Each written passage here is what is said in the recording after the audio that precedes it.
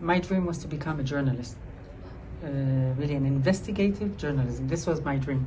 And I was planning to go to do my master's in Boston University.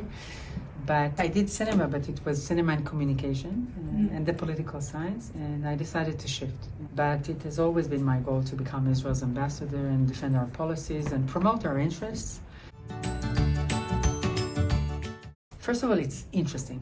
It's interesting.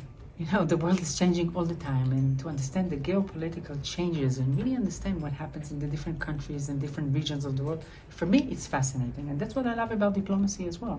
You know, really learning in depth the different conflicts and the different interests of the world. For me, it's fascinating. I love it.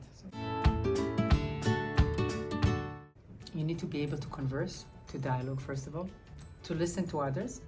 It's an important skill in anything to listen to others. Create coalition, you know, to identify the opportunity of things that will be working when I was in Vietnam, for Vietnam and Israel, how we can move things together, building the partnership, identifying the different actors. And but most importantly is, you know, the ability to be intrigued by the things.